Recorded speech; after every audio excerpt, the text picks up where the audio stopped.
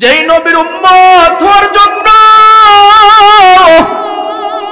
অন্য অন্য নবীরা আল্লাহর ডাক দিয়ে কয় আল্লাহ আখিরি জামানার পয়গম্বরের উম্মত হতে চাই।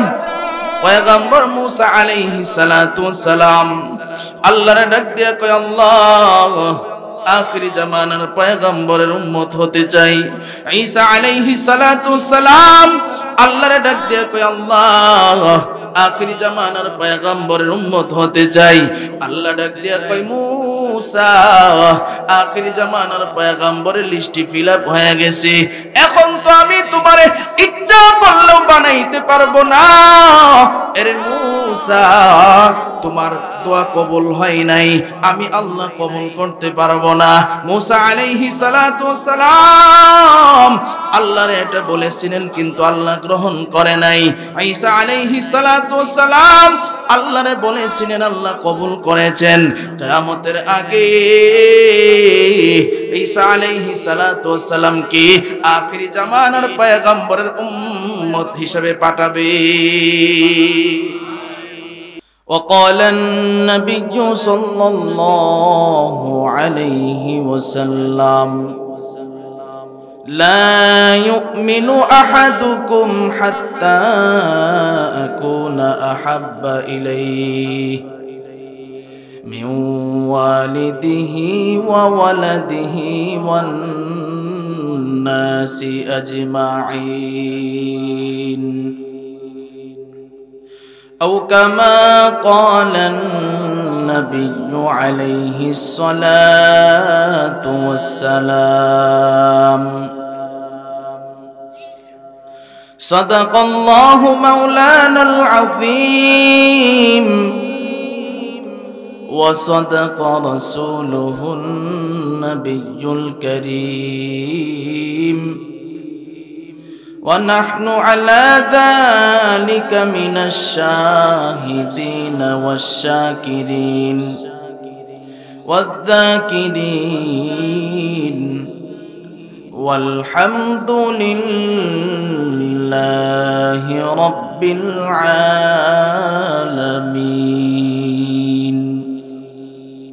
আমরা সকলেই নবীর মহব্বতে দিল থেকে অন্তর থেকে একটা মানুষও আমরা বসে থাকবো না, নবীর প্রতি মহব্বত আর ভালোবাসা রেখে সকলেই দুরূদ ইব্রাহিম পড়ি।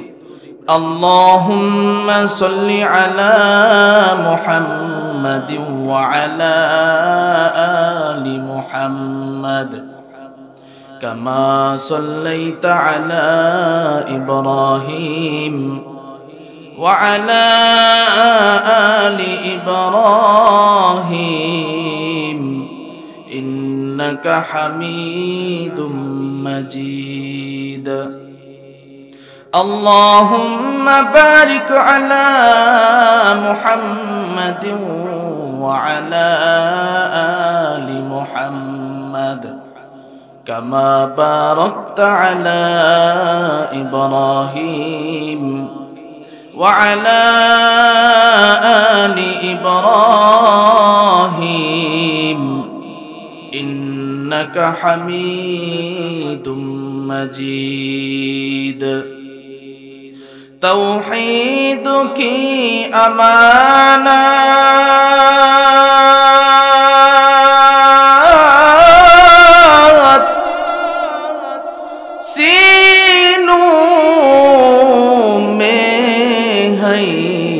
हमारा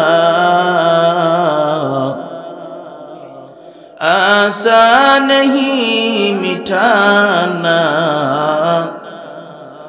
नामो निशा हमारा बलगल उला बिकमालिही कशफत दुजा बिजमालिही حسنت جميع خصاله صلوا عليه وآله ذكر করি لا إله إلا الله لا إله মাশাআল্লাহ সবাই জবান খুলে لا إله إلا الله لا إله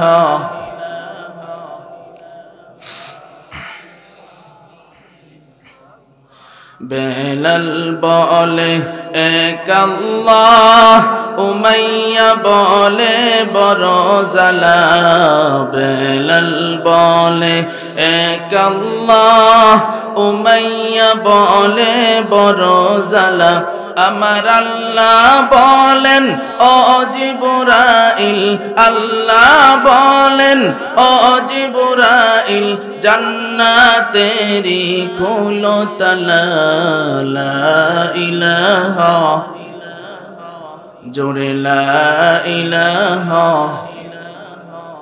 আসিয়া বলে এক আল্লাহ ফেরাউন বলে বড় জালা আসিয়া বলে এক আল্লাহ ফেরাউন বলে বড় জালা আমার আল্লাহ বলেন ও জিবরাইল আল্লাহ বলেন ও জিবরাইল জান্নাতেরি খোলো তালা লা ইলাহা জোরে লা ইলাহা লা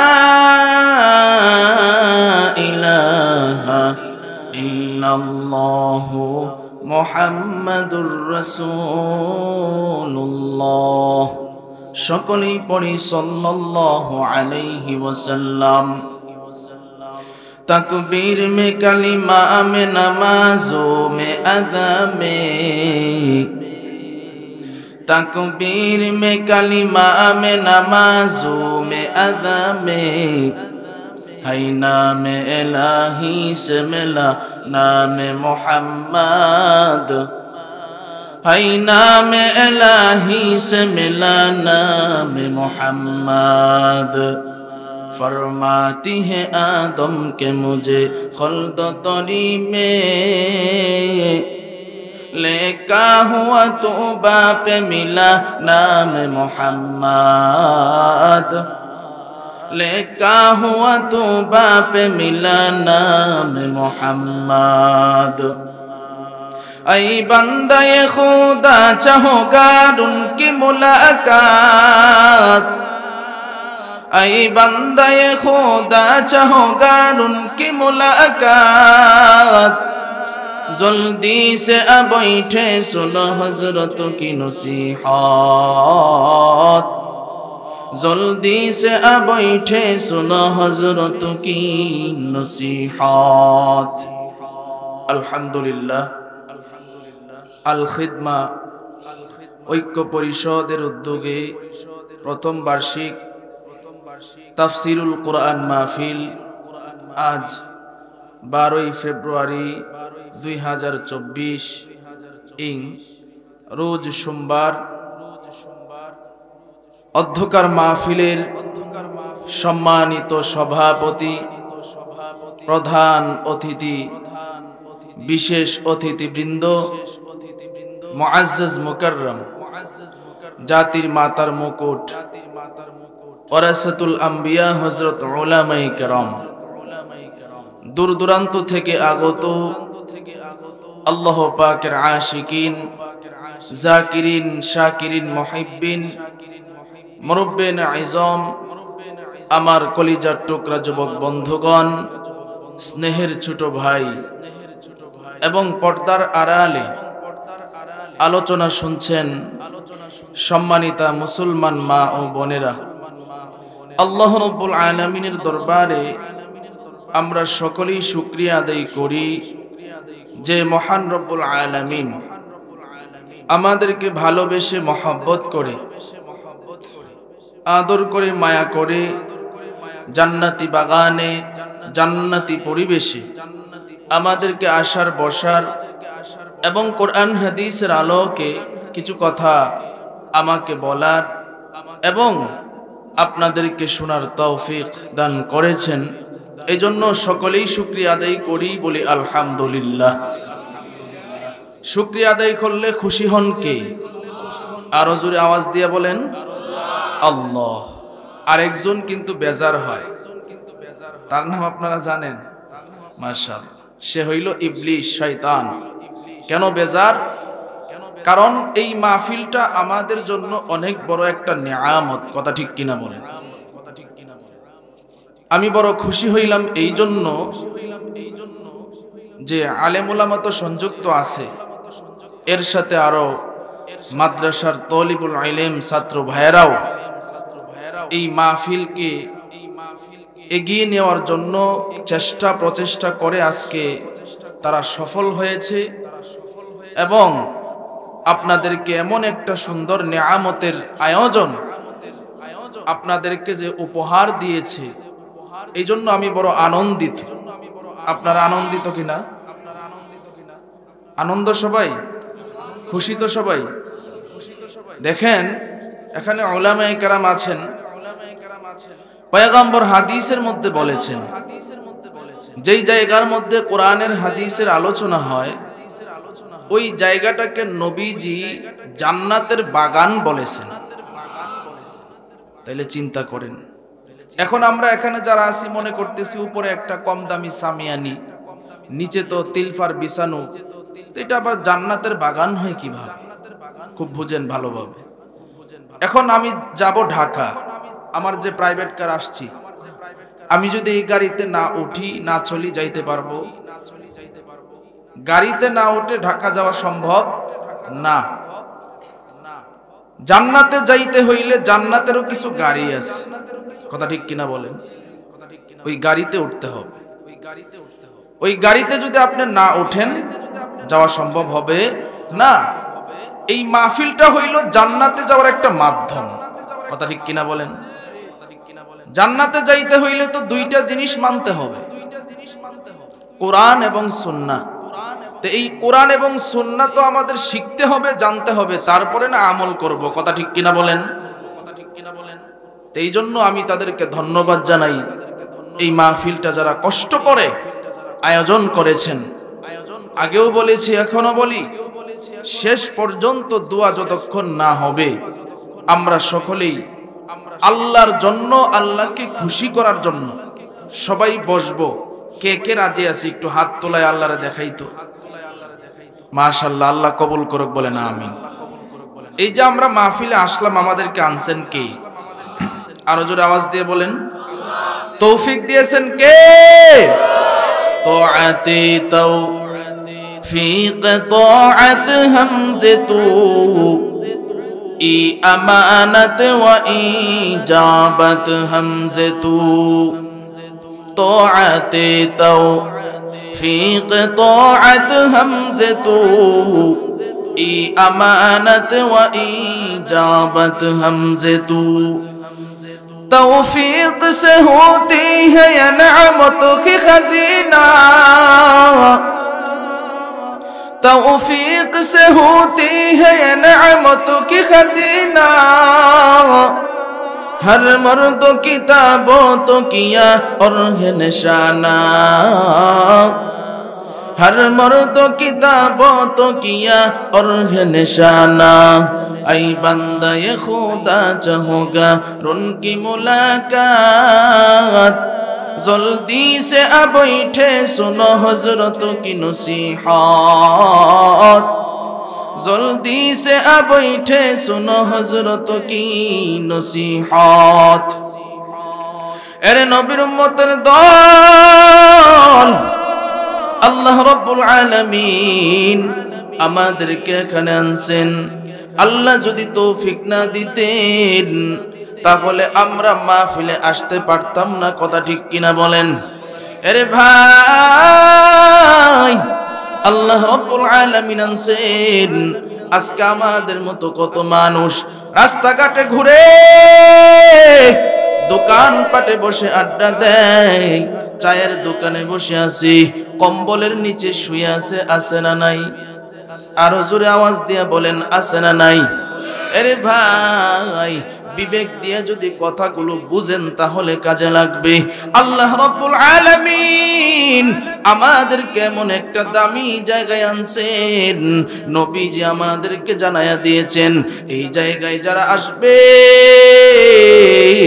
যারা কোরআনের কথাগুলো শুনবে, যারা এরকম আয়োজন করবে রে ভাই, নবীজি জানায়া দিয়েছেন তিন দলের সগীরা গুনাহ আল্লাহ মাফ করে দিবেন।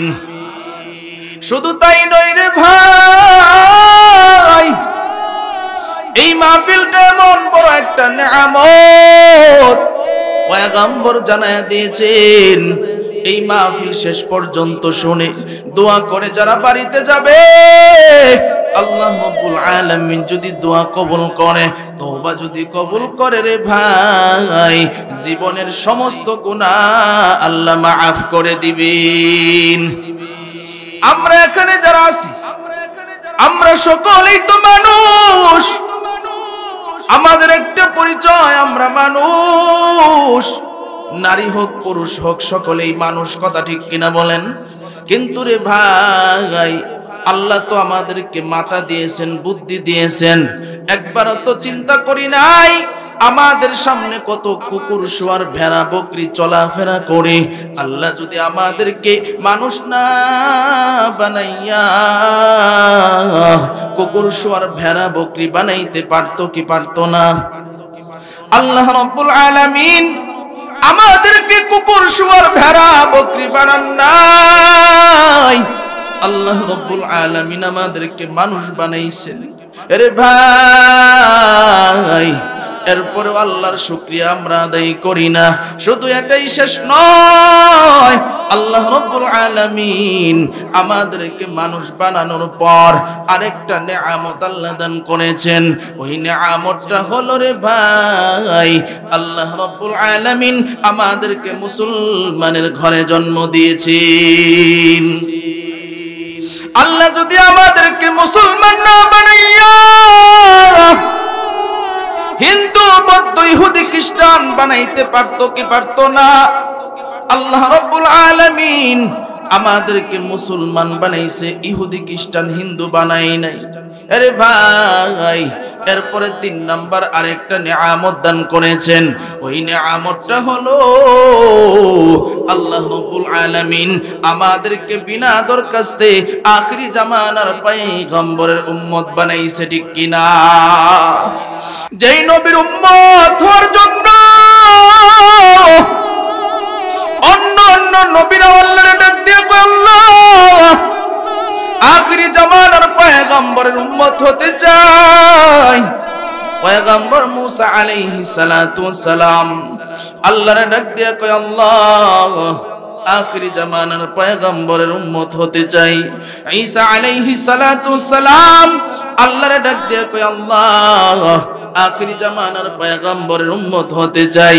আল্লাহ ডাক দিয়া কয়, মুসা আখিরি জামানার পয়গম্বরের লিস্টটি ফিল আপ হয়ে গেছে, এখন তো আমি তোমারে ইচ্ছা করলেও বানাইতে পারবো না। আরে মুসা, তোমার দোয়া কবুল হয় নাই, আমি আল্লাহ কবুল করতে পারবো না। মুসা আলাইহিস সালাতু ওয়াস সালাম আল্লাহর এটা বলেছিলেন, কিন্তু আল্লাহ গ্রহণ করে নাই। ঈসা আলাইহিস সালাতু ওয়াস সালাম আল্লাহরে বলেছিলেন, আল্লাহ কবুল করেছেন। কিয়ামতের আগে ঈসা আলাইহিস সালাতু ওয়াস সালাম কি আখিরি জামানার পয়গম্বরের উম্মত হিসেবে পাঠাবে। তাহলে চিন্তা করে দেখেন কি পরিমাণ নেয়ামত আমরা পেয়েছি, কথা ঠিক কিনা বলেন? এমন নবী আমরা পেয়েছি, যেই নবী যখন রাস্তা দিয়ে হাঁটে মেঘের খণ্ড আইসা নবীর উপরে ছায়া দিত, সুবহানাল্লাহ কোন। নবী যখন রাস্তা দিয়ে হাঁটতো গাছ গাছালি নয়া নবীর সালাম জানাইতো আর বলতো, পয়গম্বর আপনি যেই দিক দিয়ে হাঁটতেছেন আমাদের গাছ গাছালি আমরা ধন্য হয়ে গেছি, সুবহানাল্লাহ। যেই নবীর হাঁটার কারণে গাছ গাছালি নিজের ধন্য মনে করে, সেই নবীর উম্মত আমরা হয়েছি রে ভাই।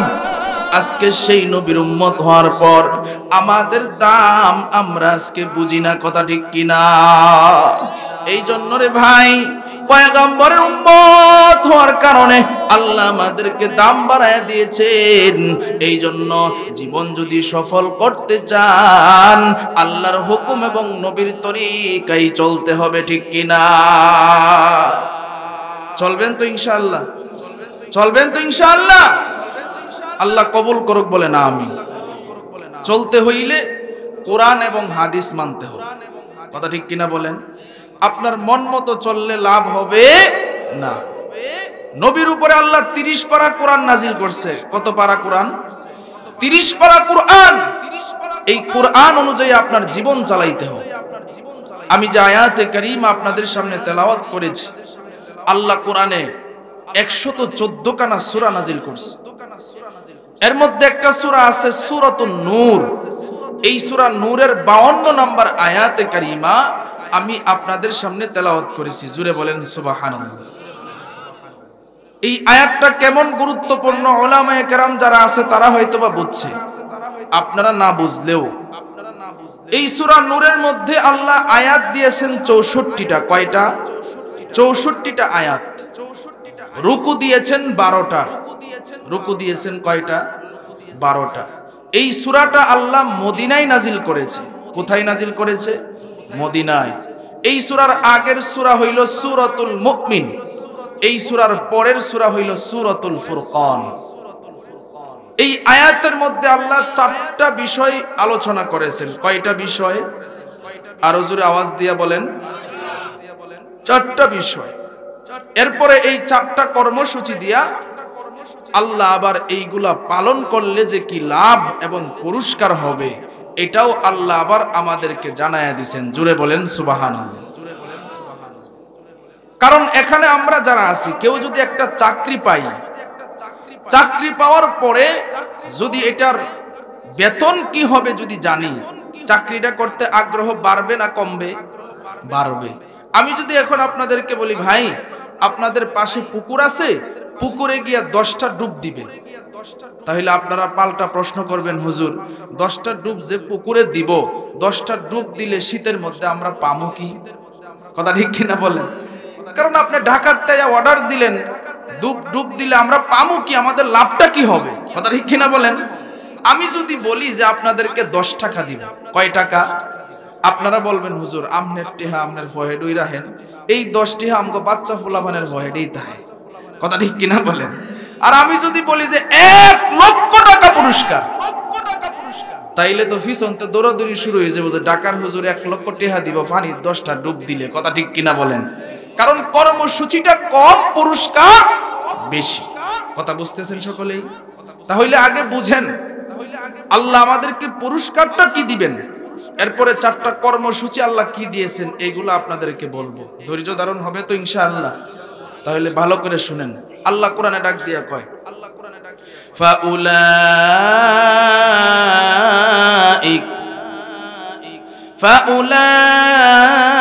ফাউলাইকা হুমুল ফাইজুন।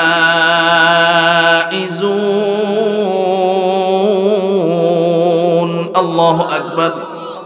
আল্লাহ রাব্বুল আলামিন বলেন এই 4টা কর্মসূচি যারা পালন করবে তারা সাকসেসফুল, কামিয়াব, সফল কাম। সুবহানাল্লাহ।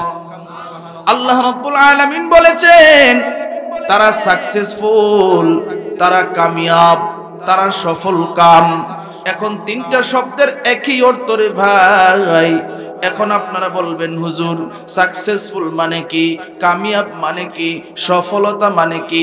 একই অর্থ। তবে এইগুলা যদি বুঝতে হয় তাহলে ব্যাখ্যা না দিলে বুঝে আসবে না, ঠিক কিনা? সাকসেসফুল কাকে বলে? তাফসীর কারকরা লিখেছেন সাকসেসফুল হইল ওই লোকটা যার ভিতরে 3টা গুণ থাকবে। কয়টা গুণ? আরো জোরে আওয়াজ দিয়ে বলেন। 3টা গুণ। এই 3টা গুণ যদি কারো ভিতরে ঢুইকা যায় লোকটা সাকসেসফুল হয়ে যাবে। সুবহানাল্লাহ কইতেন না? আর একটু জোরে বলেন সুবহানাল্লাহ। আমরা এখানে যারা আছি সবাই কিন্তু সফল হতে চাই, সাকসেসফুল হতে চাই। কথা ঠিক কিনা বলেন? কেন? একটা মানুষকে যদি বলা হয় ভাই নামাজ পড়েন, তখন লোকটা বলবে হুজুর কামের ব্যস্ততা। কথা ঠিক? যদি বলি কামের ব্যস্ততা কেন, যে হুজুর সংসারে তো বাচ্চা কাচ্চা আছে, এগরে তো কামায়া খাওয়ানি লাগে, কথা ঠিক। এখন বলবো যে কামায়া খাওয়ানি লাগে, এরপরে আর কি, হুজুর ঘর নাই, একটা ঘরেরও দরকার আছে। এই যে দেখেন সংসার গোছানো, তার মানে সে কাজ করতেছে সংসার গোছানোর জন্য, যেন সে স্বয়ং সম্পন্ন হইতে পারে, কথা ঠিক কিনা বলেন? তাহলে স্বয়ং সম্পন্ন হওয়ার জন্য সে বুঝছে যে তার কি করতে হবে, কাজ করতে হবে। কি করতে হবে? কাজ করতে হবে। কিন্তু ভালোভাবে বুঝবেন, দুনিয়ার স্বয়ং সম্পন্ন হইলেই কোনো লাভ হবে না যদি আপনি আল্লাহর কাছে কবুলিয়ত না অর্জন করতে পারেন। কথা বুঝতেছেন সকলেই? আল্লাহর কাছে যদি খাঁটি গোলাম না হতে পারেন, দুনিয়ার কোটিপতি বাড়ি গাড়ি হয়ে কোনো লাভ হবে না। আল্লাহর কাছে খাঁটি গোলাম হতে হবে। এই জন্য সাকসেসফুল কাকে বলে তাফসীর কারকরা লিখেছেন, তিনটা গুণ যাদের ভিতরে থাকবে তারা সাকসেসফুল। খুব মনোযোগ দিয়ে বুঝবেন। এক নাম্বার, যাদের ভিতরে কোনো চিন্তা থাকবে না। সুবহানাল্লাহ কইতেন। যাদের ভিতরে কি থাকবে না? চিন্তা থাকবে না। এখন এখানে আমরা যারা আছি, এমন কেউ নাই যে যার ভিতরে চিন্তা নাই। আমার ভিতরে চিন্তা আছে না নেই? আচ্ছা বাদ দিলাম আমাদের সকলের কথা, দেখি তো নবীর ভিতরে আছে কিনা। খোলেন হাদিসের কিতাব, তিরমিজি শরীফের 2297 নম্বর হাদিস। এক রিওয়ায়াতে হযরত আনাস রাদিয়াল্লাহু তাআলা আনহু থেকে বর্ণিত, আরেক রিওয়ায়াতে হযরত আবু বকর সিদ্দিক রাদিয়াল্লাহু তাআলা আনহু থেকে বর্ণিত। তিনারা বলেন, আল্লাহর পয়গম্বরের 20টা চুল পাকছে। কয়টা চুল? 20টা চুল। আবু বকর নবীরে প্রশ্ন করে, হাল সিত্তা ইয়া রাসূলুল্লাহ, ওগো পয়গম্বর, কোন চিন্তায়, কোন পেরেশানিতে, কোন টেনশনে আপনার মাথার 20টা চুল পাকলো? নবী ডাক দিয়া কয়, আবু বকর প্রশ্ন তো খুব কড়া প্রশ্ন করে লইছো, তো শোনো, আল্লাহ কোরআনে একটা সূরা নাজিল করছে, যেই সূরার নাম হইল সূরাতুল হুদ। এই সূরা হুদের চিন্তায় আমি রাসূলের মাথার চুল পেকে গেছে। এরপরে নবী ডাক দিয়া কয়, আবু বকর, আল্লাহ কোরআনে আরেকটা সূরা নাজিল করছে, যেই সূরার নাম হইল সূরাতুল ওয়াকিআহ। এই সূরা ওয়াকিআর চিন্তায় আমি রাসূলের মাথার চুল পেকে গেছে।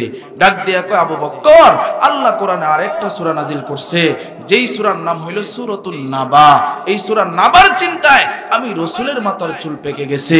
নবী ডাক দিয়া কয়, আবু বকর, আল্লাহ কোরআনে আরেকটা সূরা নাজিল করছে, যেই সূরার নাম হইল সূরাতুশ শামস। এই সূরা শামসের চিন্তায় আমি রাসূলের মাথার চুল পেকে গেছে। যদি আমার কথাগুলো বুঝে থাকেন তাহলে বলেন, নবীজির চিন্তা ছিল কি ছিল না? আরো জোরে আওয়াজ দিয়ে বলেন, ছিল। তাহলে নবীর যদি চিন্তা থাকে, আমরা তো দূরের কথা, কথা ঠিক কিনা বলেন? সাহাবায়ে কেরামেরও চিন্তা ছিল।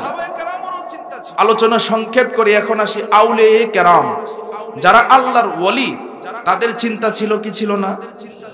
যেহেতু আপনারা আল্লাহর ওলি ভক্ত, কিন্তু আল্লাহর ওলি ভক্ত হইতে হইলে খাঁটি হক্কানি আল্লাহর ওলির ভক্ত হইতে হবে, কথা ঠিক কিনা বলেন? কারণ ওলিদের মধ্যেও দুইটা ভাগ আছে, একটা হইল ভণ্ড আর একটা হইল ভালো। কথা বুঝতেছেন সকলেই? একটা হইল ভণ্ড, মানে যারা কোরআন সুন্নাহ অনুযায়ী চলে না। আরেকটা হইল আল্লাহর হুকুম নবীর তরিকা অনুযায়ী পুঙ্খানুপুঙ্খানুভাবে নিজেরা চলে, এবং মুরিদ যারা আছে তাদেরকে আল্লাহর পথে ঢাকে, আল্লাহর পথে চালানোর চেষ্টা করে, কথা ঠিক কিনা বলেন? যারা কোরআন সুন্নাহ অনুযায়ী নিজের জীবন চালায় তারা হইল হক্কানি আল্লাহওয়ালা, কথা ঠিক কিনা বলেন? ভালো করে বুঝেন। এর মধ্যে একজন ছিল অনেক বড় বুজুর্গ এবং আলেম, উলামায়ে কিরাম যিনাকে চিনবেন, হযরত হাসান বসরি রাহমাতুল্লাহি আলাইহি।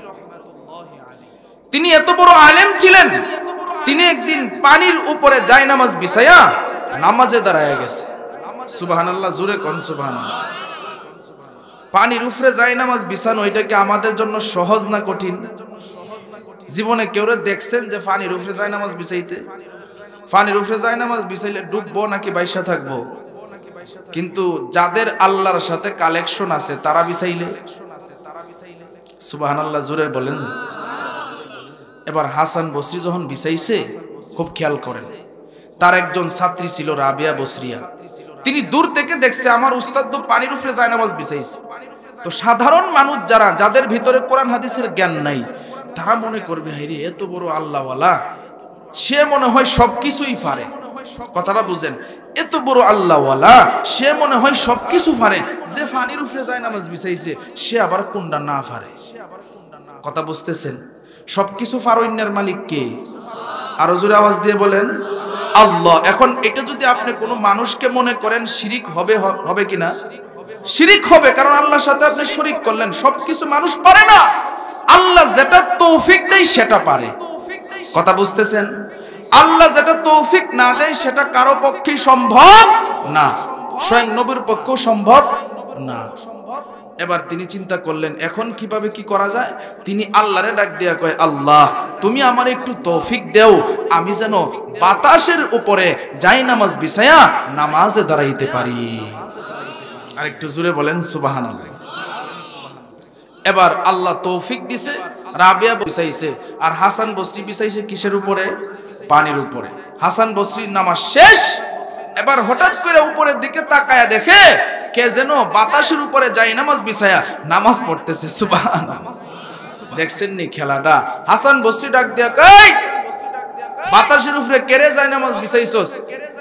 এবার ডাক দিয়া কয়, উস্তাদ আমি রাবিয়া বসরিয়া। কয় হ্যাঁ নাকি? কয় আমনে ফানির উপরে কি? সুবহানাল্লাহ। এবার রাবিয়া বসরিয়ারে কয় তুমি নামো। নামছে। নামার পরে কয় ওই জায়গায় কেল লেগে যায় নামাজ বিছাইছো? আমনে ফানির উপরে কেল লেগে যায় নামাজ বিছাইছেন? এবার কয় মন চাইছে এই জন্য বিছাইছি। রাবিয়া বসরিয়াও ডাক দিয়া কয় আমারও মন চাইছে এই জন্য আমি বাতাসের উপরে যাই নামাজ বিছাইছি। সুবহানাল্লাহ। এবার রাবিয়া কয় শুনেন, পানির উপরে যাই নামাজ বিছাইলেই বড় আল্লাহ ওয়ালা হওয়া যায় না। পানির উপরে ভাসন্ত যায় নামাজ বিছাইতে পারলেই, নামাজ পড়তে পারলেই যদি বড় আল্লাহ ওয়ালা হওয়া যাইতো, পানির যত ব্যাঙ আর মাছ আছে সবগুলাই আল্লাহর বড় ওলি হয়ে যাইত। কথা ঠিক কিনা? এরপরে বলতেছে বাতাসের উপরে যাই নামাজ বিছাইলেই বড় আল্লাহ ওয়ালা হওয়া যায় না, তাহলে উড়ন্ত যত পাখি আছে সবগুলোই আল্লাহর ওলি হয়ে যাইত। আসলে এটা বুঝাইতেছে যে না, সবকিছুর মালিক তো আল্লাহ, সুতরাং আল্লাহ তৌফিক দিয়েছেন, এই জন্য অহংকার করা যাবে না। কারণ অহংকার এটা আল্লাহর চাদর, নিজেকে বরত্ব দেখানো যাবে না, বরত্বের ভাবও ঢুকানো যাবে না, ঢুকাইলেই ধ্বংস। কথা ঠিক কিনা বলেন? এবার হাসান বসরি ডাক দিয়া কয় রাবিয়া রে, আমি তোমারে বিয়া করতে চাই। সুবহানাল্লাহ কইতেন না? এখন এই কথার মধ্যে বিয়ার প্রস্তাব কারণ আছে না নাই? আরো জোরে আওয়াজ দিয়ে বলেন আছে না নাই? এখন এই কথা বলল কেন?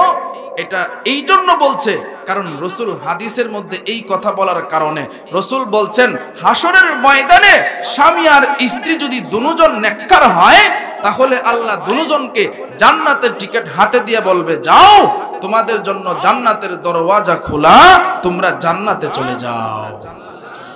কিন্তু এখন বুঝেন, যদি স্বামী নেককার হয় স্ত্রী বদকার হয়, কিংবা স্ত্রী নেককার হয় স্বামী বদকার হয়, তাহলে কি হবে? আল্লাহ একজনকে তো জান্নাতের টিকিট দিবেন, আরেকজনকে জাহান্নামের টিকিট দিবেন। কথা ঠিক কিনা? এখন মনে করেন স্ত্রী জান্নাতি, স্বামী জাহান্নামী। এখন আল্লাহ স্ত্রীকে জান্নাতের টিকিট দিছেন।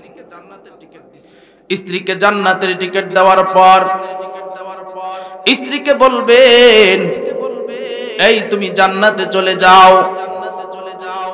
তখন ওই স্ত্রী ডাক দিয়ে বলবে ওগো আল্লাহ, আমার ডানে বাইমে সব দিকে জুরাই জুরাই জান্নাতে যাইতেছে, তাহলে আমার জোড়াটা কই?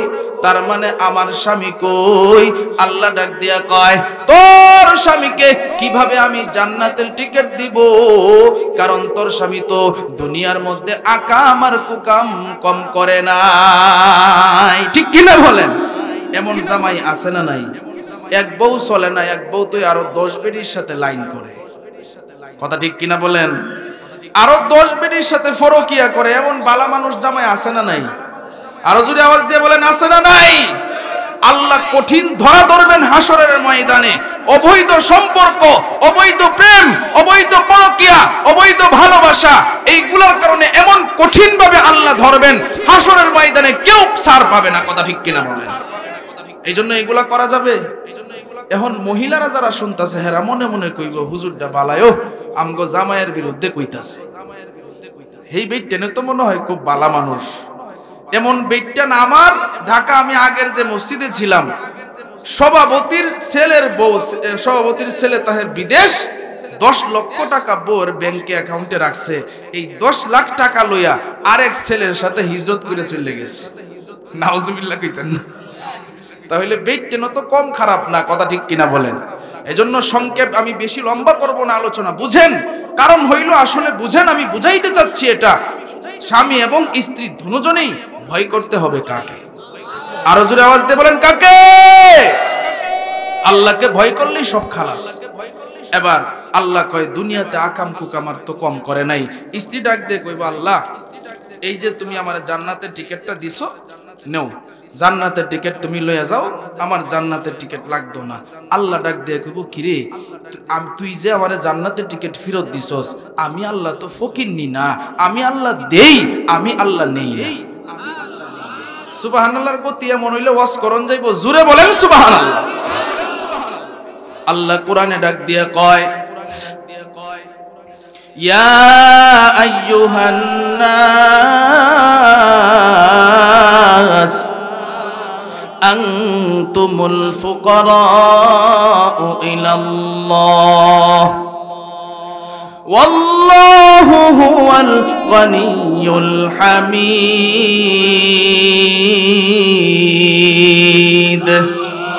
আল্লাহ রাব্বুল আলামিন বলেন, এরে দুনিয়ার মানুষ, আমি আল্লাহ ধনী, আমি আল্লাহ ফকির না, আমি আল্লাহ সকল ধনীদের চাইতে ধনী। সকল ধনীদের ধনী কে? আরো জোরে আওয়াজ দিয়ে বলেন কে? কোটি টাকার মালিক দেখো, অভাব হয় না তোর, গরিবে ঘুমায় আরাম করে মনটা বাহাদুর। ফেরাউনের লাশটা দেখো মিশর জাদু ঘরে, খাই না মাটির পোকা মাছি সবাই ঘৃণা করে। হৃদয়ে থাকিবে যার নম্রতা সদা, রহমত আসিবে তা প্রভুর ওয়াদা। বড়র বড়াই থাকলে দিলে রহমত আসবে না, নিজেকে নিজে ছোট মনে করিও সদা। উঁচু জমিন থেকে পানি নিচ জমিনে যায়, তেমনি খোদার রহমত আসে নমরুদেরই দায়। ভোগবিলাসের বাড়ি গাড়ি পরে হেরবে সব, থাকতে সময় স্মরণ করো আল্লাহ আমার রব, থাকতে সময় স্মরণ করো আল্লাহ আমার রব। আমাদের রব কে? আরো জোরে আওয়াজ দিয়ে বলেন আমাদের রব কে?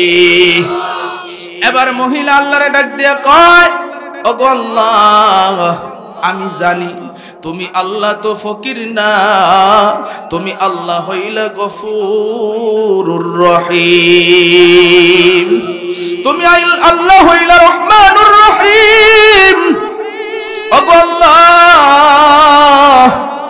এই জন্যই তো টিকিটটা তোমার হাতে দিলাম। ওগো আল্লাহ, আমার স্বামীর সাথে দুনিয়াতে একেই খাটে ঘুমাইছি, একেই সাথে সংসার করেছি। ওগো আল্লাহ, আমার স্বামীর ভুলের কারণে আমার স্বামীকে রাইখা আমি এখন একা একা জান্নাতে চলে যাব। ওগো আল্লাহ, তোমার থেকে দয়াময় আর ক্ষমাশীল কেউ নাই, তুমি আমার স্বামীর একটু দয়া কইরা আমার সুপারিশে জান্নাতের টিকিটটা দিয়া দাও। আল্লাহ তখন ডাক দিয়ে বলবে, আরে বান্দি, তুই যেহেতু আমার কাছে সুপারিশ করছস, যা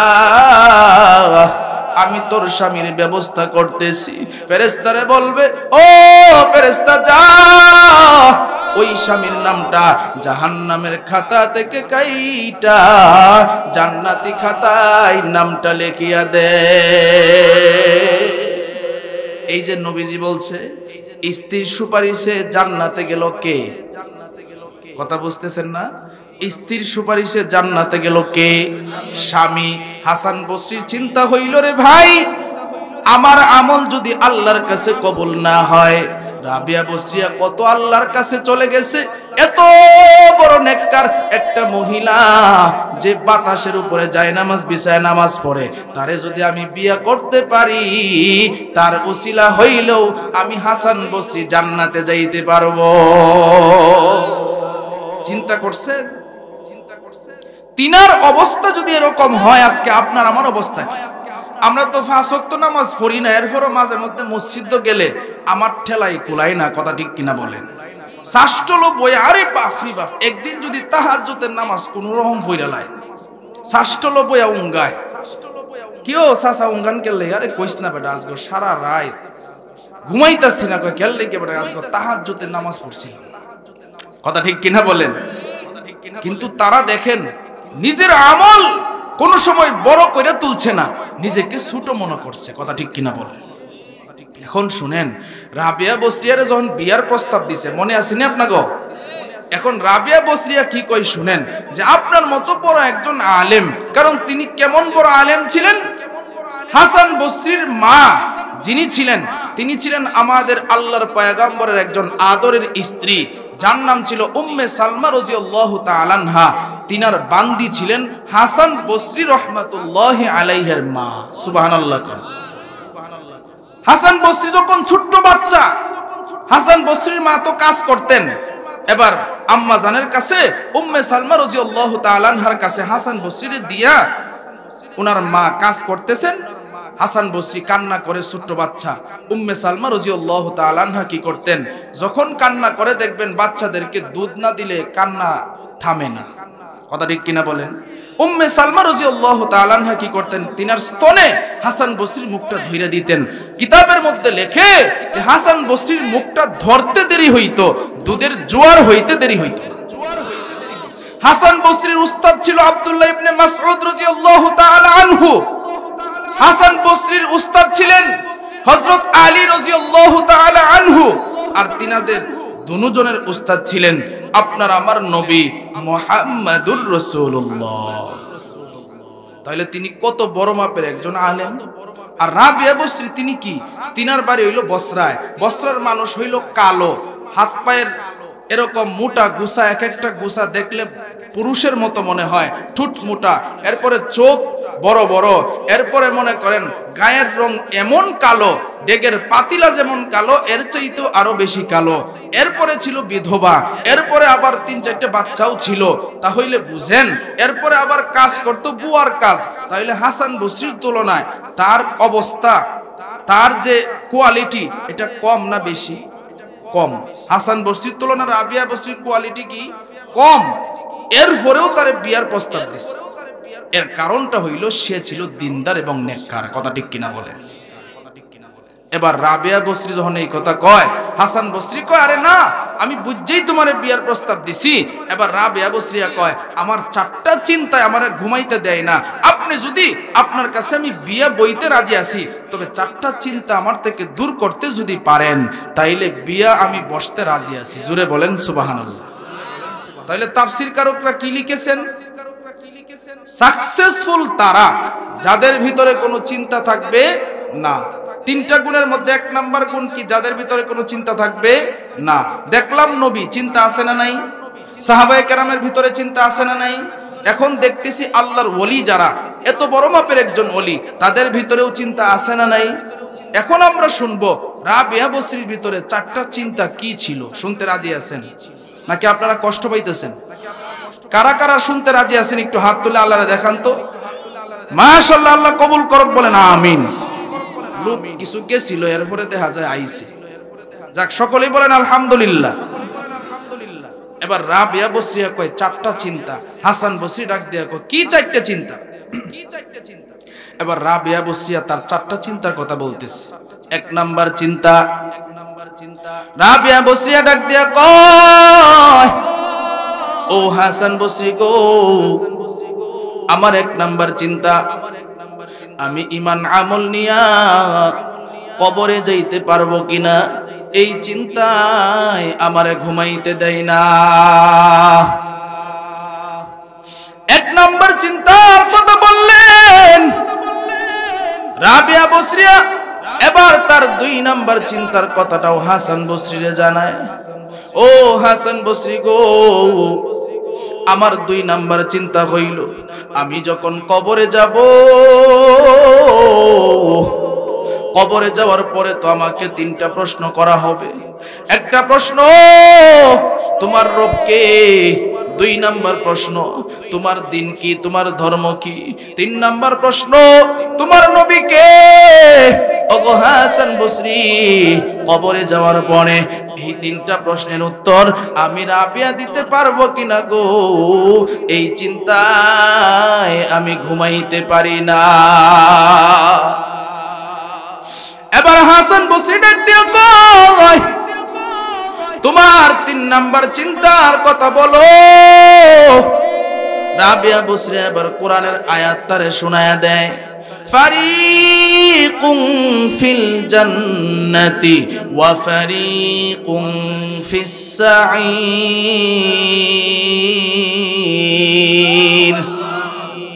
আল্লাহর পয়গম্বরের এত এত সাহাবায়ে কেরাম দুনিয়াতে যারা ছিল, তারাও এই আয়াতটা যখন তেলাওয়াত করত চোখের পানি পালায়া কাঁদতো।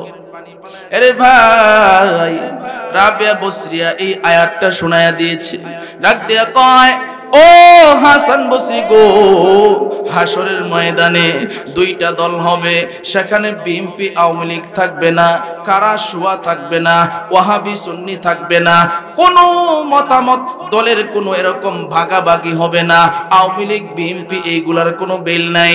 ওই জায়গার মধ্যে কি থাকবে?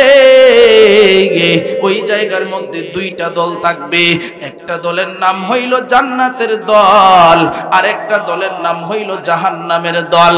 ও হাসান বসরি গো,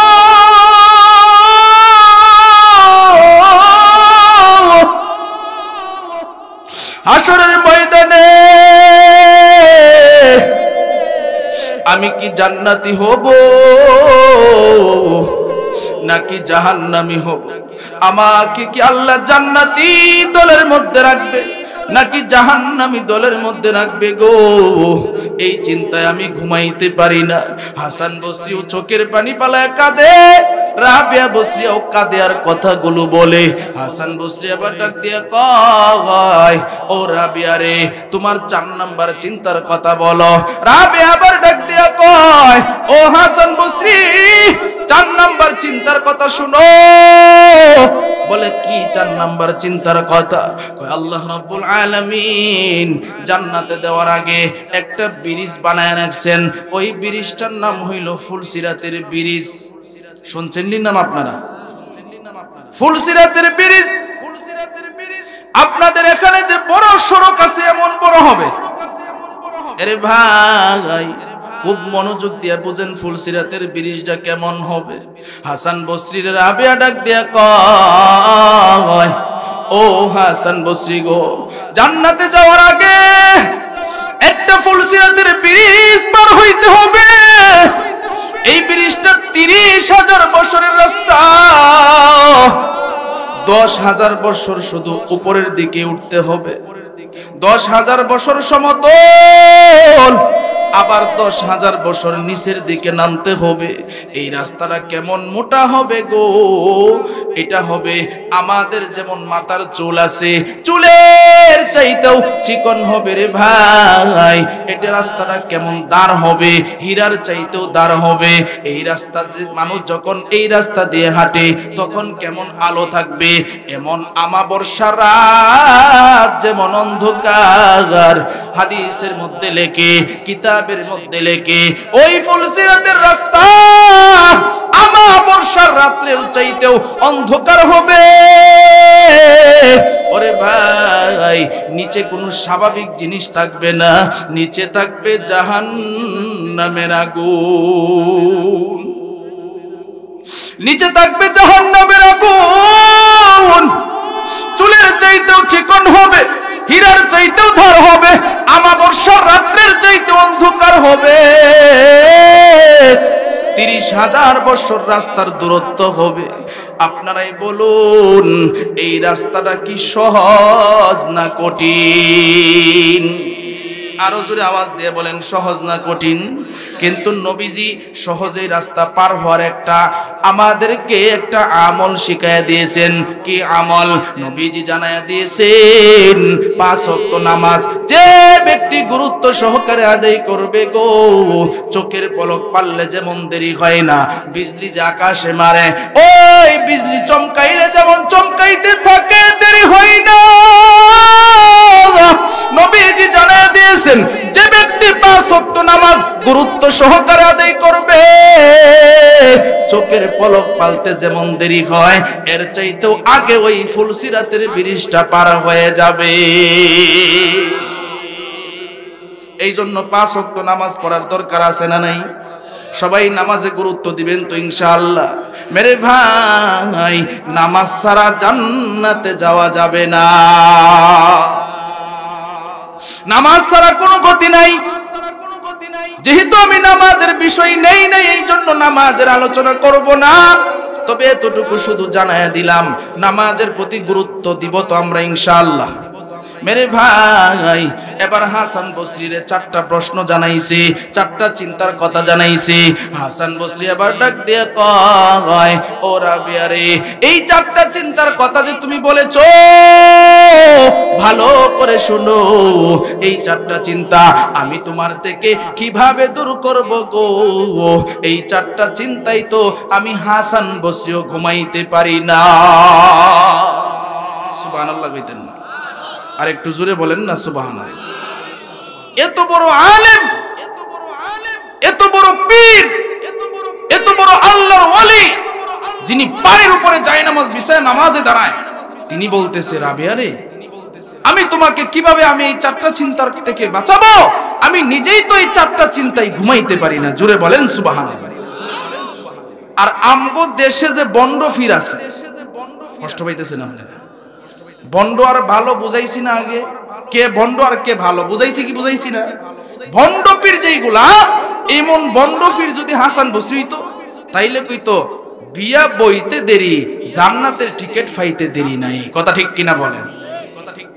কারণ দুনিয়া লোভী পীর যেগুলো আছে, ভণ্ড পীর, যারা লাল শালু লাগায়া নিজেদেরকে পীর দাবি করে, নামাজ একক্তও পড়ে না, মুইতেও ফানি লয় না, আজ্ঞাও হসে না। কথা ঠিক না বেঠিক বলেন? 1 মাসে গোসল করে না মেয়েরা পীর, শরীরের মধ্যে পুরোপুরি কাপড়ই নাই, নাম দিছে ল্যাংডা পীর। আছে না নাই? আরো জোরে আওয়াজ দিয়ে বলেন, আছে না নাই? আমাদের একজন বড় আলেম ছিলেন এবং গবেষক লেখক ছিলেন, যার নাম ছিল ফখরে বাঙ্গাল তাজুল ইসলাম সাহেব। উলামায়ে কেরাম চিনবেন। তিনি এক জায়গায় সফরে গেছে, যাওয়ার পরে উনি শুনছে যে ল্যাংডা ফির আছে। কি ফির? আচ্ছা আপনারাই বলেন, ল্যাংডা মানুষ কোনোদিন ফির হইতারে? তাইলে বড় ফির হইতো কুত্তা। কথা কয় না রে? কারণ কুত্তা তো সারাদিনই ল্যাংডা দৌড়ে। কথা ঠিক কিনা বলেন? যাওয়ার পরে শুনছে যে ল্যাংডা ফির। এখন যারা ল্যাংডা ফির ফির বাবা বাবা কইতাছে, ফখরে বাঙ্গাল কয়, কি রে হেরে বাবা কসকে ফির কসকে? করে কয়েন না, হের ভিতরে মাল আছে। হের ভিতরে কি আছে? ফখরে বাঙ্গাল তাজুল ইসলাম কইতে, ল দি কি মাল আছে? ফখরে বাঙ্গাল তাজুল ইসলাম সাহেব যখন গেছে, যখন ওনার নামটা শুনছে, কারণ উনি ওনার যুগে বাতিল যারা আছে, ভণ্ড যারা আছে, ওনার নাম শুনলেই লঙ্গি ফাইজামা খুললে দৌড় দিত। সুবহানাল্লাহ কইতেন না? এমন একজন বীরত্ব বীর মানুষ ছিলেন। এখন ওই ফির, ল্যাংডা ফির, ওই ফখরে বাঙ্গাল তাজুল ইসলাম সাহেব যখন গেছে, ধরায়া কাঁপতাছে। কিরে তুই বলি ফির? কয় হ।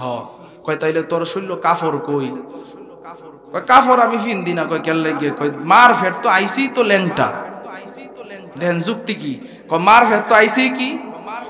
কয় হুজুর মার ফেরতে যখন বাইরে হইছিলাম তখন কোনো কাফর আসিল? আপনারা কি কোন কাফর আসিল? এখন হুজুরে কো বালা যুক্তি দিছস রে, এটা তো আমার আগে মনে আসিল না। তাহলে তোর যুক্তি তো ঠিক আছে, তবে আমার যুক্তিটা একটু শুনবে নি? কয় হ হুজুর শুনমু। কয় মার ফেট তো যখন আমি বাইরে হইছিলাম তখন তো আমার মুখের মধ্যে দাঁতও আসিল না। কথা ঠিক কিনা জোরে বলেন? কয় তুই যে যুক্তি দিতাছস, মার ফেরতো বাইরেছস, তোর শরীরের মধ্যে কোনো কাফড় আসেন না, লাগে তুই কাফড় ফিন্দস না, তাহলে তোর যুক্তিতে তোরেই কই যে তুই যখন মার ফেরতো বাইরেছস তোর মুখের মধ্যে কোনো দাঁত ছিল না, সুতরাং এই আমার খাদেম কই এইদিকে আয়, তাড়াতাড়ি একটা বড় দেখে ভালো শক্ত দেখে একটা ইট লই আয়। কি লই আয়? আর একটা হাতুড়ি আন, একদিক দিয়ে ইটটা দইরা সুন্দর করে মাথাটা বওয়ায়, এরপরে উল্টা বাহের দাঁতটি বাইঙ্গিয়া, এরপরে এটা আমলটা করামো। মার ফেরতে পারিয়া যেহেতু কাপড় ফিনদে না, তাহলে মার ফেরতে পারিলে তো মুহের মধ্যে দাঁত হতা হয় না, তেহের একটা দাঁত মুহের মধ্যে রাখতাম না। সুবহানাল্লাহ, জোরে কইতেন না? এরকম বন্ডপীর এখনো আমাদের সমাজে আছে না নাই? এ মুসলমান হুঁশিয়ার হইতে হবে।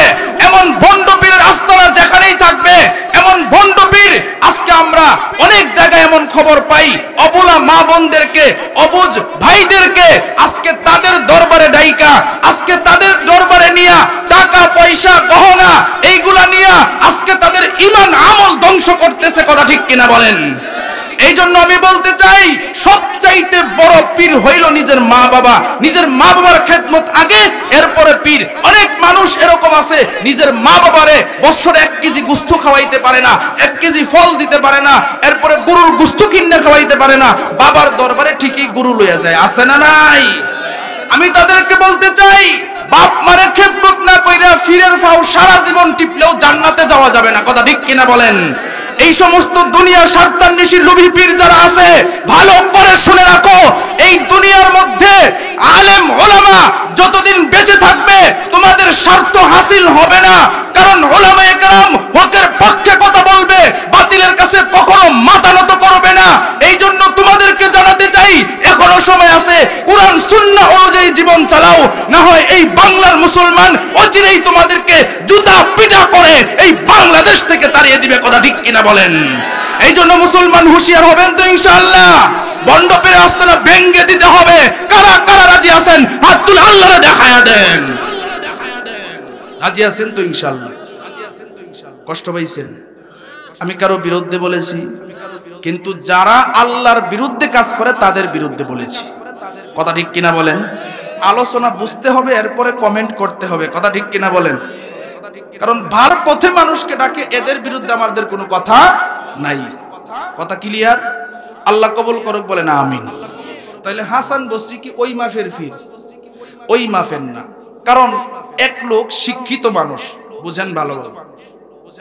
এখন বেটা এক লোকের কাছে মুরিদ হইছে, মুরিদ হওয়ার পরে এখন যে সময় মুরিদ হইছিল এই সময় দেখছে বাবার স্বাস্থ্য চেহারা বড় ভালো। এখন কিছুদিন পরে গিয়ে দেখে বাবার স্বাস্থ্য চেহারা নষ্ট হয়ে গেছে। কারণ আমগো দেশে অনেক হুজুরা এমন আছে গান গায়, আছে না নাই?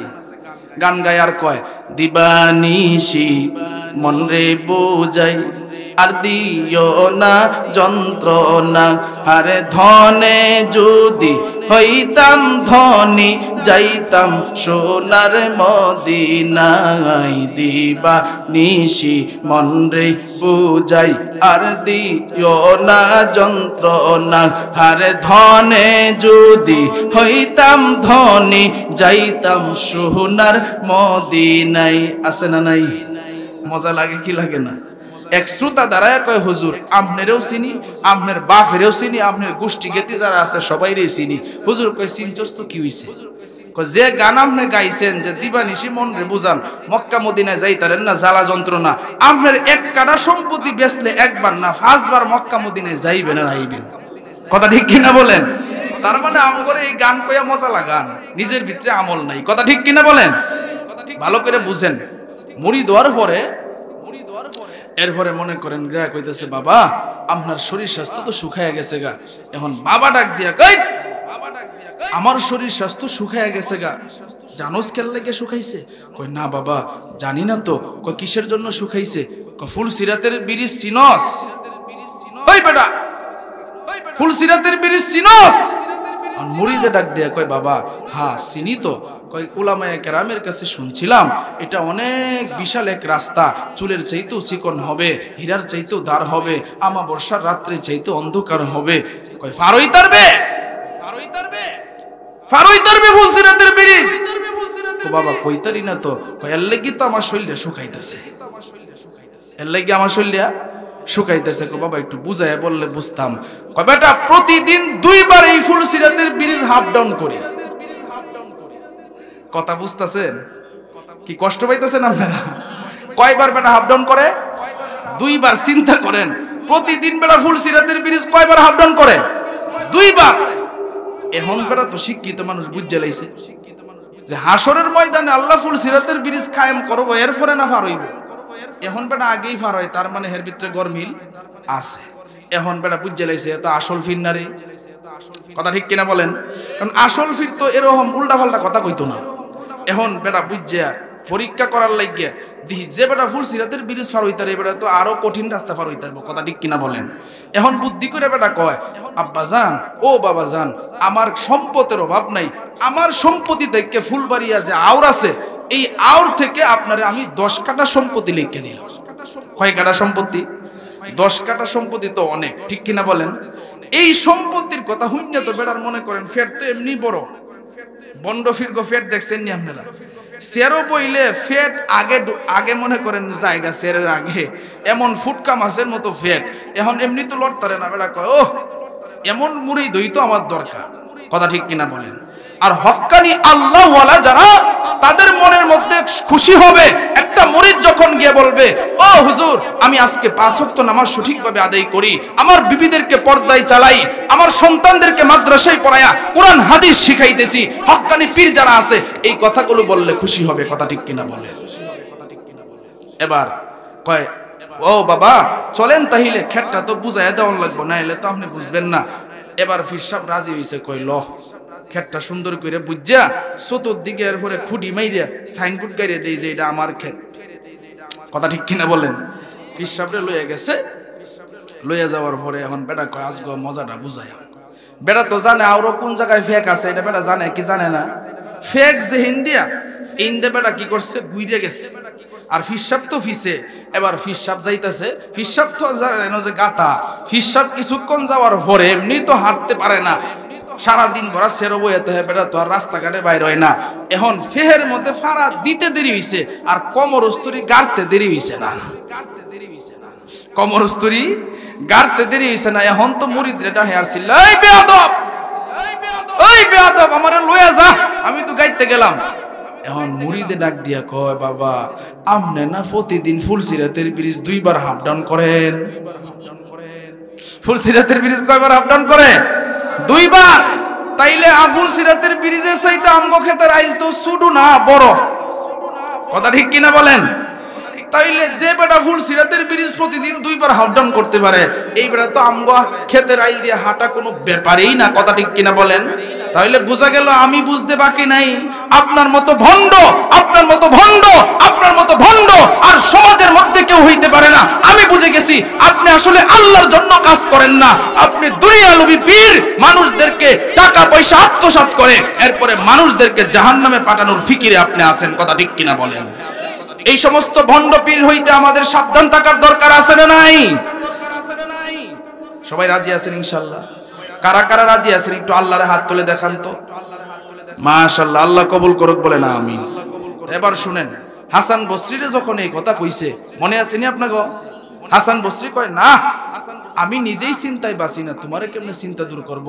রাবে এবার ডাক দিয়ে কয়, তাহলে শুনেন, আপনারে সময় দেওয়ার মতো আমার সময় নাই, আমি ফিকিরে আছি আমার রবের গোলামি কইরা আমার রবকে খুশি করার জন্য।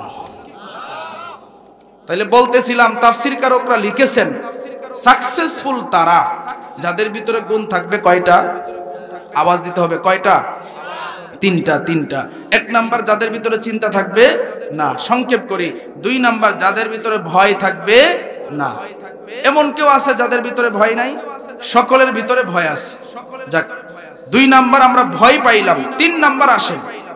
3 নাম্বার সাকসেসফুল তারা গুণটা থাকবে, মনে যা চায় তারা তাই করবে। মনে যা চায় তাই করবে। মনে করেন মানুষের মনে কি চায়, কিতাবের মধ্যে লেখছে যে পুরুষের চাহিদা এক রকম, মহিলার চাহিদা আরেক রকম। পুরুষের চাহিদা কি? পুরুষের চাহিদা হইল আমি প্রতিদিন যদি একটা করে বিয়া করতে পারতাম। হাসা কথা কন্যাকের লেগে মন চায় কি চায় না? কথার কথা, মন চায় আমি যদি প্রতিদিন একটা করে বিয়া করতে পারতাম। মহিলারা কইব, হুজুর ডারে বিয়ার কথা তালিম দিতেছেন, আমি বুঝাইতেছি, মনে চায়। 2 নাম্বার, মানুষের মনে চায় আমি যেন বুড়া না হই, কথা ঠিক কিনা বলেন? 3 নাম্বার, মানুষের মন চায় আমি যেন না মরি, কথা ঠিক আছে? 1 নাম্বার মন চায় আমি যেন বিয়া করতে পারি, 2 নাম্বার মন চায় আমি যেন বুড়া না হই, 3 নাম্বার মন চায় আমি যেন না মরি। তাহলে এই যে চাহিদাগুলো দুনিয়ার কেউ পূরণ করতে পারবে? দুনিয়ার কেউ টাকা পয়সা দিয়ে আজরাইলের সাথে কন্ট্যাক্ট করে বলবে যে আমারে মারিস না, তোরে আমি 1 কোটি টাকা দিলাম, আজরাইল ফিরবো? আরো জোরে আওয়াজ দিয়ে বলেন, ফিরবে না? ফিরবে না। তাহলে এখন আসেন, এই যে তাফসীর কারকরা 3টা গুণের কথা বলেছেন, দেখলাম নবী চিন্তা আছে না নাই? দেখলাম সাহাবায়ে কেরাম আল্লাহর ওলি যারা ছিল তাদের ভিতরে চিন্তা আছে না নাই? দেখলাম সমস্ত মানুষের ভিতরে ভয় আছে না নাই? এরপরে মানুষের মনে যা চায় দুনিয়াতে মানুষ তা করতে পারে না। তাহলে দেখলাম দুনিয়ার মধ্যে আসলে কেউ সাকসেসফুল হইতে পারে না, কথা ঠিক কিনা বলেন? তাহলে দুনিয়াতে আল্লাহ কেন পাঠাইছেন? দুনিয়াতে আল্লাহ পাঠাইছেন হইল, আল্লাহ কোরআনে ডাক দিয়া কয়, ওয়ামা খালাকাতুল জিন্না ওয়াল ইনস ইল্লা লিয়াবুদুন। দুনিয়াতে আল্লাহ পাঠাইছে মানুষ এবং জিনকে একমাত্র আল্লাহর ইবাদত করার জন্য। কার ইবাদত করার জন্য? আরো জোরে আওয়াজ দিয়ে বলেন। আবার আরেক আয়াতে আল্লাহ বলেন, এই যে ইবাদতের জন্য পাঠাইছেন, এটা কেন ইবাদত করার জন্য আল্লাহ আমাদেরকে পাঠাইছেন? সূরা মুলকে আল্লাহ ডাক দিয়া কয়, ওয়ালা নাবলুওয়ান্নাকুম বিশাইইম মিনাল খাউফি ওয়াল জু' ওয়া নাকসিম মিনাল আমওয়াল ওয়াল আনফুসি ওয়াস সামারাত ওয়া বাশশিরিস সাবিরিন। আল্লাহ রাব্বুল আলামিন বলেন, দুনিয়াতে আমি ইবাদতের জন্য পাঠাইছি। ইবাদতটা আমি কেন বান্দাদেরকে করাইতেছি? এটা হইল আমি আল্লাহর তাআলার পক্ষ থেকে পরীক্ষা। পরীক্ষা আল্লাহ কি কি দিয়া করবেন? খোদা দিয়া পরীক্ষা করবেন, ভয় দেখায়া পরীক্ষা করবেন, ফসল দিয়া নিয়া পরীক্ষা করবেন, জীবন বাঁচায়া আল্লাহ পরীক্ষা করবেন। আল্লাহর পরীক্ষায় ফাঁস করার দরকার আছে না নাই? আল্লাহ আরেক আয়াতে ডাক দিয়া কয়, আল্লাযী খালাকাল মাউতা ওয়াল হায়াতা লিয়াবলুয়াকুম আইয়ুকুম আহসানু আমালা। আল্লাহ রাব্বুল আলামিন বলেন, হায়াত এবং মউতের মাঝখানে আমি আল্লাহ দেখব কার আমলটা ভালো আর কার আমলটা মন্দ। কথা বুঝতেছেন সকলেই? বুঝতেছেন তো ইনশাআল্লাহ? তাহলে আমাদের আমলগুলা ভালো করার দরকার আছে না নাই? ভালো করতে হবে। তাহলে সাকসেসফুল দুনিয়াতে হতে পারবো না যদি দুনিয়াতে আল্লাহর পরীক্ষায় আমরা উত্তীর্ণ হই। এই ফলাফল পাবো কি আখিরাতে? সুবহানাল্লাহ। তাহলে সাকসেসফুল কারা হবে? আল্লাহর কোরআনের আয়াতে শুনেন। আল্লাহ কোরআনে সূরা হামিম আস-সিজদায় ডাক দিয়া কয়, আল্লাহ কোরআনে ডাক দিয়া কয় যে জান্নাতে যাওয়ার পরে বান্দার কোনো ভয়ও থাকবে না, কোনো চিন্তাও থাকবে না। জোরে বলেন সুবহানাল্লাহ। এরপরে সূরা আরাফে আল্লাহ ডাক দিয়া কয়, মা তাশতাহি আনফুসুকুম ওয়া লাকুম ফিহা মা তাদউন। আল্লাহু আকবার। আল্লাহ ডাক দিয়া কয়, এরে বান্দা, জান্নাতে যাওয়ার পরে তোমার কোনো চিন্তা তো ভয় থাকবে না, আর তোমার মনে যা চায় তুমি তাই জান্নাতের ভিতরে পাইবা। তাহলে চিন্তা করে দেখেন, আল্লাহ যে আমাদেরকে 4টা কর্মসূচি দিয়া পুরস্কারের কথা জানাইছেন, তার মানে এই 4টা কর্মসূচি যারা মানবে, আল্লাহ ডাক দিয়া কয় আল্লাহ তাদেরকে পুরস্কার হিসেবে জান্নাতের ভিতরে ঢুকায়া দিবে। এখন আসেন 4টা কর্মসূচি কি? 4টা কর্মসূচি বলি, আমি দোয়া করে দিব। 1 নাম্বার আল্লাহ বলেন, ওয়া মাইয়ুতিইল্লাহ,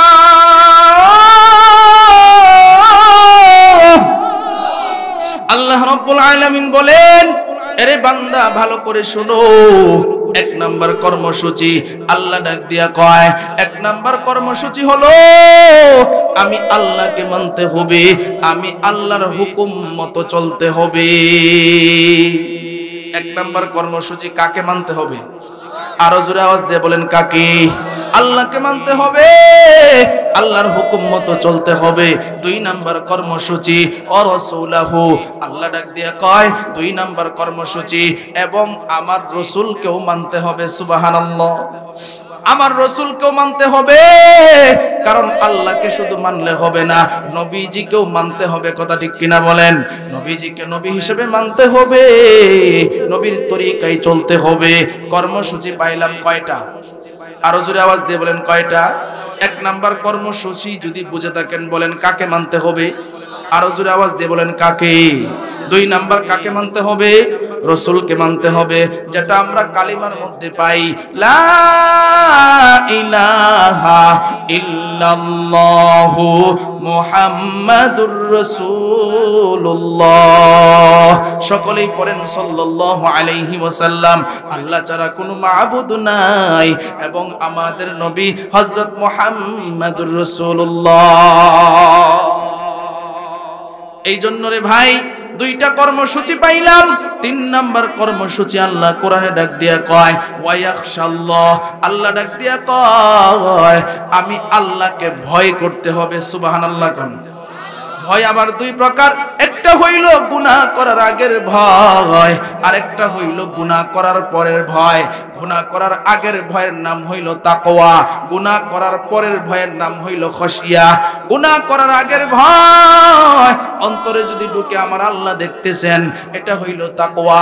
গুনাহ করার পরের ভয় খশিয়া, আমার আল্লাহর কাছে যে ভুলটা করেছি যদি এখন মাপ না চাই, রক্ত আমাকে ধরবেন, এটার নাম হইল খশিয়া। আল্লাহ ডাক দিয়া কয় আমি আল্লাহকে ভয় করো। এটা হইল তিন নাম্বার কর্মসূচি। ওয়াজ বুঝতেছেন সকলে? বুঝতেছেন তো ইনশাআল্লাহ? বুঝলে কামিয়াব, না বুঝলে কোনো লাভ নাই। কথা ঠিক কিনা বলেন? বুঝানোর জন্য আমি এভাবে আপনাদেরকে একবারে ভাঙ্গে সুইঙ্গে বুঝাইতেছি। তাহলে তিন নাম্বার কর্মসূচি ভয় করতে হবে কাকে? আল্লাহকে। এরপরে চার নাম্বার কর্মসূচি আল্লাহ ডাক দিয়া কয় ওয়ায়াত্তাকহি।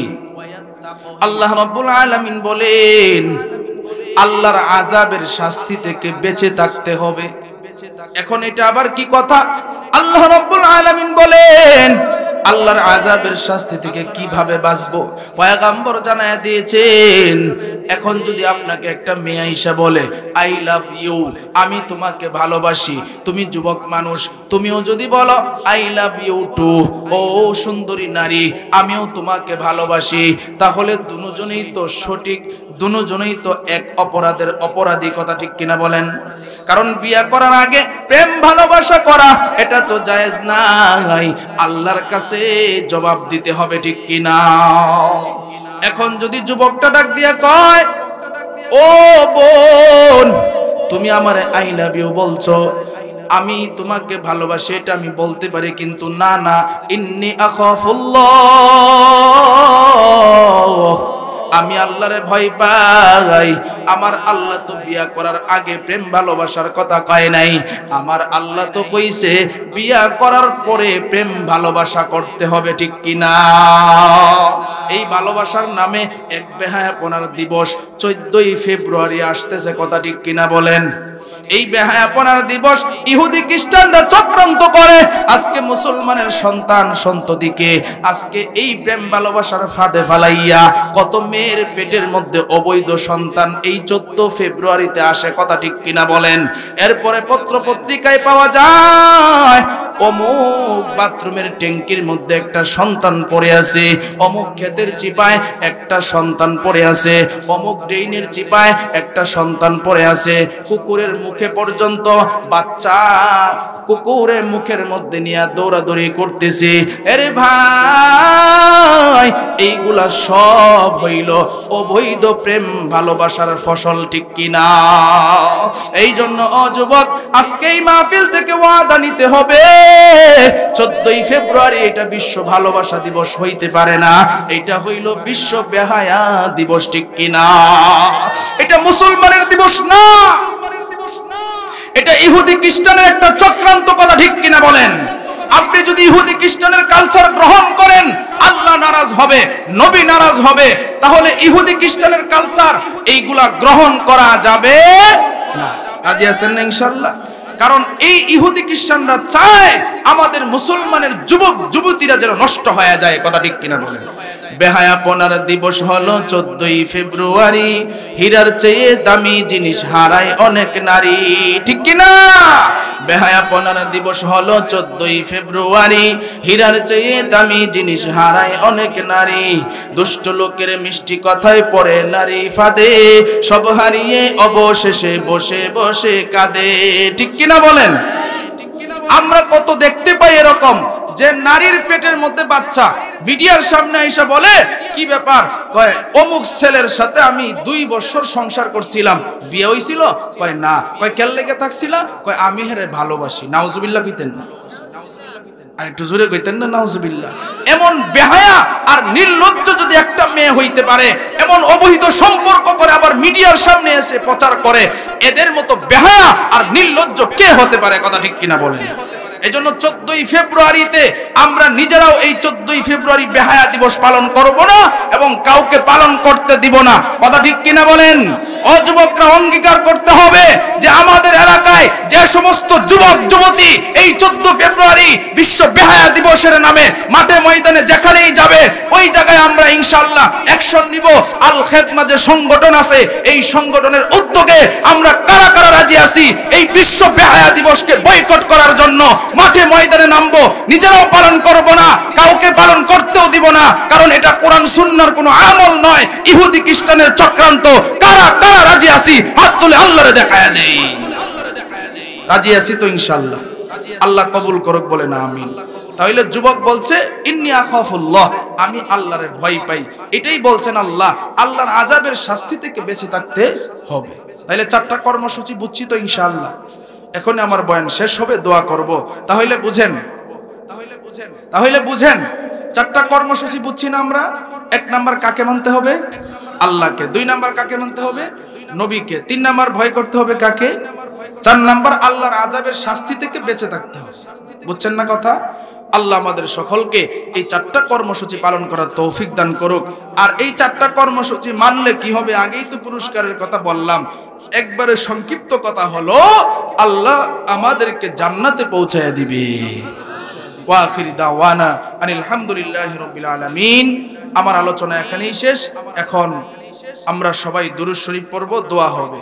আমরা সবাই দুরূদ শরীফ পড়ি। আল্লাহুম্মা সাল্লি আলা মুহাম্মাদ ওয়া আলা আলি মুহাম্মাদ কামা সাল্লাইতা আলা ইব্রাহিম ওয়া আলা আলি ইব্রাহিম ইন্নাকা হামিদুম মাজিদ।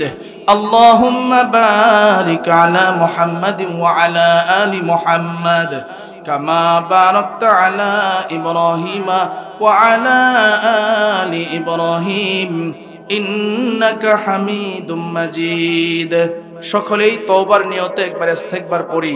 আস্তাগফিরুল্লাহ রাব্বি মিন কুল্লি যামবি ওয়া আতুবু ইলাইহি লা হাওলা ওয়ালা কুওয়াতা ইল্লা বিল্লাহিল আলিয়্যিল আযীম। এরপরে পরিশেষে একটি কথা বলি। এই যে সন্তানগুলো আপনাদের এই মাহফিলটা আজকে আয়োজন করেছে, যখন যে সময় আল খেদমা সংগঠন আপনাদেরকে ডাকবে, আপনারা ইনশাআল্লাহ আল খেদমা ঐক্য পরিষদ যে সংগঠন আছে, এই সংগঠন যখনই আপনাদেরকে ডাকে সাড়া দিবেন তো ইনশাআল্লাহ? তাদের সাথে সহযোগী হয়ে কাজ করবেন তো ইনশাআল্লাহ? আল্লাহ কবুল করুক। এরপরে বিশেষ করে আমি আপনাদের সামনে এতক্ষণ আলোচনা করেছি। আমার আলোচনা যদি কেউ শুনতে চান, ইউটিউবে ফেসবুকে আমার নাম চার্জ দিলে আলোচনা পাবেন। এটা বলা উদ্দেশ্য না যে আমার আলোচনাই আপনারা শুনেন, এটা মেসেজ দেওয়ার উদ্দেশ্য হইল হক্কানি উলামায়ে কেরাম যারা, তাদের আলোচনা যদি শুনেন তাহলে বিভ্রান্ত হবেন না, কথা ঠিক কিনা বলেন? এজন্য আনোয়ার হোসেন সিদ্দিকী লিখে চার্জ দিলে ইনশাল্লাহ আমার আলোচনা পাবেন। বিশেষ করে যদি কেউ ভিজিটিং কার্ড নিতে চান আমার গাড়ির কাছ থেকে নিতে পারবেন। আল্লাহর কাছেও মাপ চাই যদি কোনো ভুল হয়ে থাকে, আপনাদের কাছেও মাপ চেয়ে আজকের মতো এখানে দোয়ার মাধ্যমে বিদায় নিব।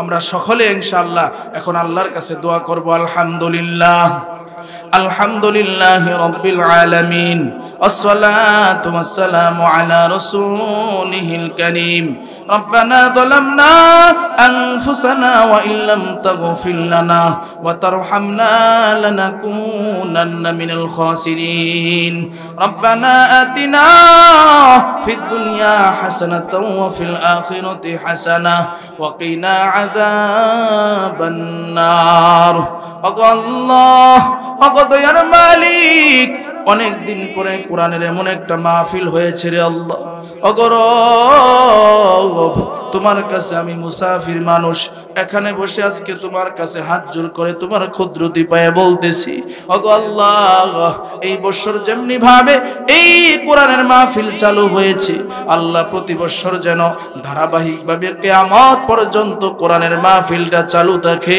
আল্লাহ তুমি সেই তৌফিক দান করিয়া দাও ওগো আল্লাহ যারা যেভাবে টাকা পয়সা সহযোগিতা করে সাথে থেকে কষ্ট মেহনত করে আজকের এই মাহফিলটাকে আয়োজন করেছে আল্লাহ মেহেরবানি করিয়া সকলকে তুমি কবুল করিয়া নাও আল্লাহ এলাকাবাসী সহ আমার সামনে যারা বসে আছে পর্দার আড়ালে যারা মা বোনেরা আলোচনা শুনেছে যারা যেখানে বসে মাইকের আওয়াজ পাইতেছে আল্লাহ সকলের গুনাহগুলিকে তুমি মাফ করিয়া দাও ওগো আল্লাহ আশেপাশে সামনে পিছনে ডানে বামে আল্লাহ যত কবর আল্লাহ সকলের কবর গুলাকে আল্লাহ তুমি জান্নাতের বাগিচা বানায় দাও ওগো আল্লাহ আল খিদমা ঐক্য পরিষদের আয়োজনকে আল্লাহ তুমি কিয়ামত পর্যন্ত কবুল করিয়া নাও আল্লাহ তাদের যে কাজগুলো আমি দেখেছি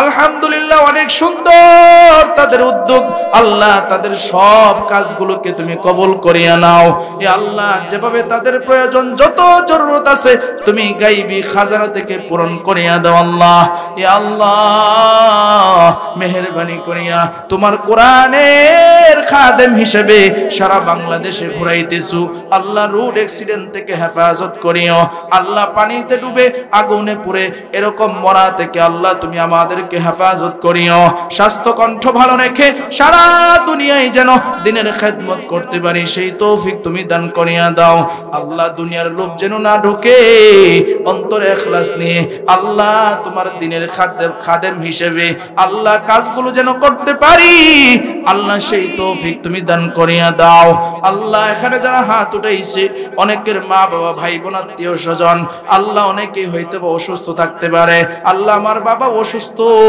মেহেরবানি করিয়া সকলকে তুমি সুস্থতার নিয়ামত দান করিয়া দাও ওগো আল্লাহ যাদের মা বাবা অন্ধকার কবরে শুয়ে রয়েছে আল্লাহ গো মেহেরবানি করিয়া তাদের কবরটাকে জান্নাতের বাগিচা বানায়া দাও ইয়া আল্লাহ আমার সাথে সফর সঙ্গী হিসেবে যারা এসেছে আল্লাহ মামুনের বাবাও দুনিয়াতে নাই ইয়া আল্লাহ মামুনের বাবার কবরটাকেও জান্নাতের বাগিচা বানায়া দাও ওগো আল্লাহ মামুনের মা দুনিয়াতে বেঁচে আছে মামুনের একটা সন্তান দুনিয়াতে আছে আলেম বানানোর খুব ইচ্ছা আল্লাহ মেহেরবানি করিয়া আলেম হিসেবে কবুল করিয়া নাও ইয়া আল্লাহ আমার সাথে আরো দুইজন সফর সঙ্গী হিসেবে আছে আমার ভাই মোহাম্মদ আলী ভাই এরপরে মাসুদ ভাই আল্লাহ তাদের দুজনকে দিনের জন্য কবুল করিয়া নাও আল্লাহ পাঁচ ওয়াক্ত নামাজি দিনদার মুত্তাকিন ফরহেজগার আল্লাহ ওয়ালা বানায়া দাও আল্লাহ যারা যেভাবে যেখানে আল্লাহ আমার কাছে দোয়া চেয়েছে আল্লাহ সকলের জন্যই দোয়া করতেছি আল্লাহ সকলের মনের নেক মাকাসাদ গুলোকে তুমি পুরা করিয়া দাও ওয়া সাল্লাল্লাহু তাআলা আলা খায়রি খালকিহি মুহাম্মাদিন ওয়া আলা আলিহি ওয়া আসহাবিহি আজমাইন আমিন বিরহমাতিকা ইয়া আরহামার রাহিমিন আসসালামু আলাইকুম ওয়া রাহমাতুল্লাহি ওয়া বারাকাতুহু।